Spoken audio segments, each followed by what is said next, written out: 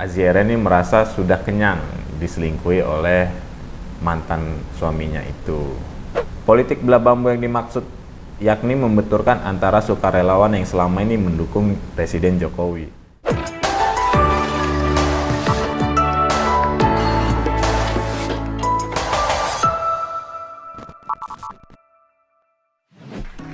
Hai Sobat Negeriku, kembali lagi di reactionjpnn.com. Ada cerita di balik berita. Gua Fatan, kita akan membahas 5 berita terpopuler di JPNN pada pekan ini. Beritanya seputar politik, ada juga soal rumah tangga, entertainment, dan soal honorer. Berita pertama datang dari berita berjudul mantan istri bongkar penyebab perceraian dengan Kurnia Mega.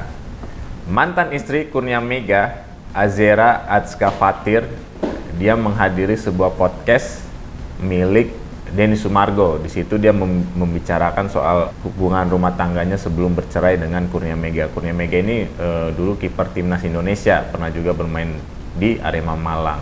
Nah, mereka itu bercerai pada Februari 2023. Nah, kepada Denny Sumargo, Aziera mengaku sudah diselingkuhi oleh Kurnia Mega selama bertahun-tahun. Menurut dia sih, itu 9 tahun dia menikah. Aziera ini merasa sudah kenyang diselingkuhi oleh mantan suaminya itu. Aziera juga mengaku memiliki bukti dan saksi hidup atas perselingkuhan mantan suaminya itu. Dia bahkan pernah memergoki langsung sang suami melalui ponsel. Singkat cerita, dia banyak menceritakan bahwa sebenarnya yang membuat Kurnia Mega itu buta itu bukan karena santet, tapi menurut Aziera itu karena Kurnia Mega itu suka minum alkohol. Nah, berita ini juga mendapat respons ya dari Sobat Negeriku. Di antaranya kita ambil sampel 2 orang. Pertama itu dari Suryani 20. Dia bilang, hidup itu tabur tuai, kita menuai apa yang sudah kita tabur di masa lalu. Semoga jadi pelajaran untuk Mas Kurnia Mega. Kemudian ada juga dari Anton Riba. Dia sempat playing victim, buat cerita seolah-olah ditinggal istri saat susah. Padahal dia sendiri yang membuat derita untuk istri dan anak-anaknya. Seharusnya keadaan sekarang menjadi pelajaran, bukan malah menyalahkan orang lain. Nah, kalau dilihat dari komentar Sobat Negeriku, tampak ada pro kontra ya. Tapi apapun itu, semoga aib-aib rumah tangga itu tidak dibuka lah, tidak diekspos. Nah, berita keempat terpopuler di pekan ini berjudul Menpan RB .2 jam kerja ASN selama Ramadan hanya 32 jam 30 menit dalam seminggu. Jadi, Menpan RB Abdullah Azwar Anas menyampaikan jam kerja instansi pemerintah dan jam kerja pegawai ASN di Ramadan sebanyak 32 jam 30 menit dalam satu minggu. 32 jam itu di luar dari jam istirahat. Pada bulan Ramadan, jam kerja instansi pemerintah dimulai pada pukul 8 zona waktu setempat. Untuk instansi yang menerapkan ketentuan selain 5 hari kerja dalam satu minggu harus menyesuaikan dengan ketentuan dalam peraturan presiden ini. Paling lama 1 tahun terhitung sejak perpres itu diundangkan. Menurut Azwar Anas, untuk perincian jamnya itu diserahkan oleh pejabat pembina kepegawaian atau pimpinan instansi setempat. Azwar Anas juga menjelaskan, dalam peraturan Presiden nomor 21 tahun 2023 tentang hari dan jam kerja instansi pemerintah dan pegawai ASN, kalau dahulu setiap tahunnya kami selalu mengeluarkan surat edaran, tetapi sekarang tidak lagi kena peraturan jam kerja ASN selama Ramadan dan terakomodasi di Perpres tersebut.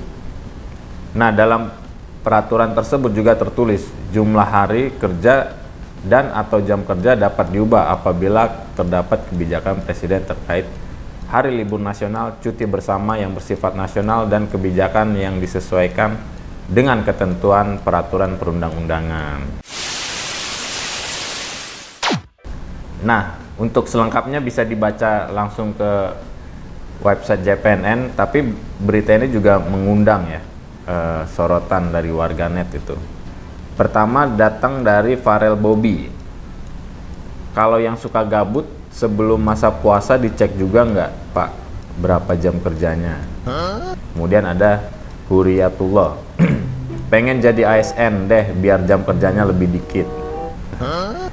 Emang sebenarnya sih masyarakat kita mayoritas banyak yang suka juga jadi ASN ini. Bayangkan kalau satu minggu dia kerja 32 jam, ya mungkin satu hari sekitar, hitung sendirilah. Semoga pengurangan jam kerja ini tidak membuat ASN malas-malas, tapi bekerja secara efektif. Berita ketiga terpopuler JPNN itu berjudul FSGI kritik program makan siang gratis Prabowo Gibran untuk siswa berpotensi mubazir. Nah, Federasi Serikat Guru Indonesia mengkritik program makan siang gratis untuk anak sekolah milik Cak Prabowo Subianto dan Gibran Rakabuming Raka. Ketua Dewan Pakar FSGI, Retno Listiarti, mengatakan bahwa program tersebut berpotensi mubazir ketika anak menolak memakannya karena berbagai alasan.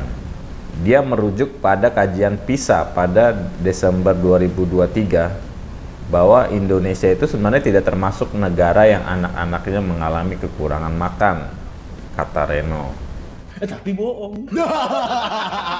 Selain itu, orang tua dinilai lebih paham makanan kesukaan anak dan dapat memasak sendiri sehingga lebih bersih, bergizi, dan sehat. Menurut dia, program makan siang gratis yang menunya disamaratakan pasti sangat sulit diterima anak dengan berbagai alasan, seperti mungkin anak itu tidak suka, alergi makanan tertentu, dan lain-lain. Nah, bisa-bisa makan siang gratis itu tidak dimakan oleh anak dan kemudian dibuang sehingga mubazirlah uang negara.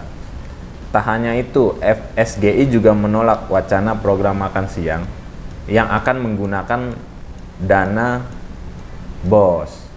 Retno mengatakan tidak semua sekolah di Indonesia mendapatkan program BOS afirmasi. BOS afirmasi selama ini hanya diberikan kepada sekolah tertentu. Misalnya sekolah yang berada di wilayah tertinggal, meskipun tidak berada di daerah tertinggal, memang ada sejumlah sekolah yang mendapatkan BOS afirmasi, tetapi jumlah yang mendapatkan dana itu hanya sedikit. Wait a minute, who are you? Nah, berita ini juga kembali lagi ya, mendapat sorotan dari Sobat Negeriku. Pertama datang dari Konoha Bersatu. Dia mengatakan sudah diingatkan jutaan orang, tapi pendukungnya dan pemerintah sekarang juga mendukung program itu, jadi biarlah program itu dijalankan. Kalau melenceng baru dikritik lagi. Capek soalnya kalau ngomong sama pendukung 02. Lalu ada juga dari Eni Tamarin. Nggak apa-apa pemerintah sayang banget sama rakyatnya, jadi mau kasih makan semua. Kalau pada kenyang kan nggak ada waktu buat kasih kritik. Ini entah dia mendukung atau satir, kita juga nggak tahu nih. Let's go. Nah, apapun itu, memang program makan siang gratis Prabowo Gibran ini menuai pro dan kontra ya. Walaupun pelaksanaannya katanya bukan pada saat mereka terpilih, tapi beberapa tahun saat mereka duduk menjadi presiden dan wakil presiden. Nah, tapi apapun itu, semoga program ini yang menggunakan duit negara ini digunakan dengan sebaik-baiknya dan efektif tepat sasaran.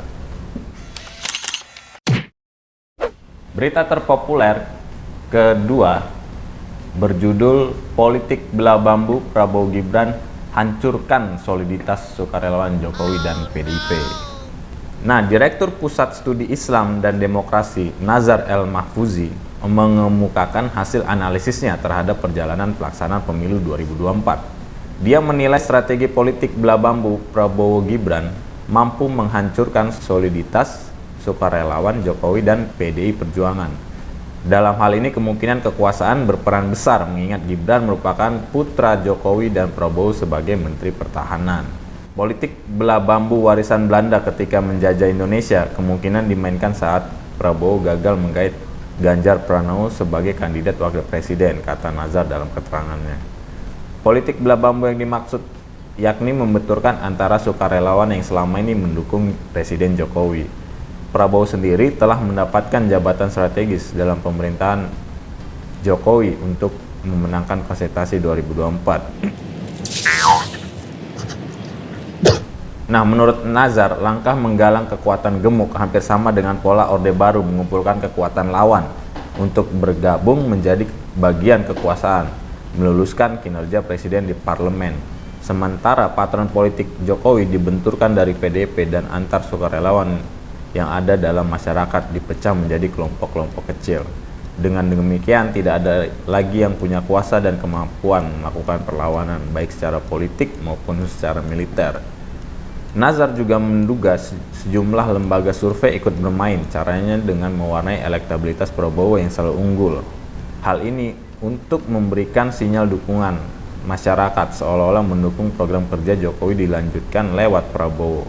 Sementara elektabilitas Ganjar terkesan menurun, seolah para sukarelawan Jokowi dan partai-partai koalisi mengikuti kekuasaan Jokowi lalu berpihak pada Prabowo. Nah, berita ini kita ambil lagi 2 orang sebagai sampel. Pertama itu atas nama Afrizal Raga. Dah, biarin aja biar kita juga jadi tahu sisi lain semua tokoh. Anggap aja ini untuk membuka mata. Oh, ada tokoh yang serakah, oh ada tokoh yang main 2 kaki. Oh, ada tokoh yang mulut manis di depan. Lalu ada juga atas nama WKWKWK Walk. Dari pemilu 2024 kita belajar politik secara langsung, bagaimana persaingan politik, permainan orang dalam, dan dinasti yang rakus. Sebagai rakyat, kita lihat aja gimana nantinya negara ini ke depan. Ya, berita ini politik belah bambu ini kan udah ada di zaman Belanda, itu disebut namanya divide et impera. Nah, itu salah satu teknik politik yang sebenarnya dilakukan oleh semua politisi ya. Tapi selama partai politik dan konstituennya itu solid, yakin dan percaya politik divide et impera ini juga tidak berlaku. Artinya memang ada ruang untuk mereka terpecah belah. Tapi apapun itu, semoga Indonesia tetap bersatu ya. Nah, berita terpopuler pertama itu berjudul 2 tahun diangkat P3K berasa honorer. Formasi P3K 2024 pun tidak jelas. Nah, berita ini datang dari Ketua ASN P3K Kabupaten Bondowoso atas nama Jufri.